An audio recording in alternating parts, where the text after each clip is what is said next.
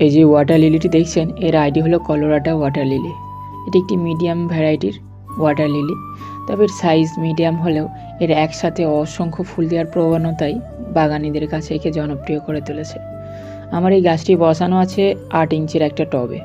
চলুন আপনাদের গুণে দেখাই এই 8 ইঞ্চির টবে আমি কটা ঠিক ফুল পেয়েছি। একটা ফুটেছে, দুটো, তিনটে, চারটে, পাঁচটা, ছটা, টোটাল 6টা, মানে একটা ফুটে আছে, এখনও 5খানা কুঁড়ি আছে এই ছোট্ট একখানা টবে আছে।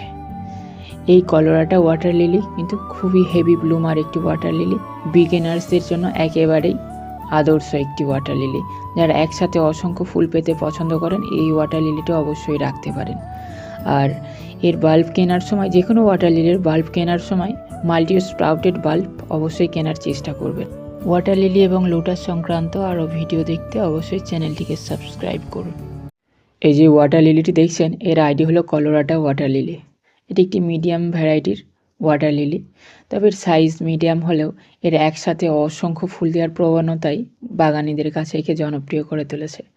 আমার এই গাছটি বসানো আছে 8 ইঞ্চির একটা টবে। চলুন আপনাদের গুণে দেখাই এই 8 ইঞ্চির টবে আমি কটা ঠিক ফুল পেয়েছি। একটা ফুটেছে, দুটো, তিনটে, চারটে, পাঁচটা, ছটা, টোটাল 6টা, মানে একটা ফুটে আছে, এখনও 5খানা কুঁড়ি আছে এই ছোট্ট একখানা টবে আছে। এই কলোরাডো ওয়াটার লিলি কিন্তু খুবই হেভি ব্লুমার একটি ওয়াটার লিলি, বিগিনার্সদের জন্য একেবারেই আদর্শ একটি ওয়াটার লিলি। যারা একসাথে অসংখ্য ফুল পেতে পছন্দ করেন এই ওয়াটার লিলিটা অবশ্যই রাখতে পারেন। আর এর বাল্ব কেনার সময়, যে কোনো ওয়াটার লিলির বাল্ব কেনার সময় মাল্টি স্প্রাউটেড বাল্ব অবশ্যই কেনার চেষ্টা করবেন। ওয়াটার লিলি এবং লোটাস সংক্রান্ত আরও ভিডিও দেখতে অবশ্যই চ্যানেলটিকে সাবস্ক্রাইব করুন।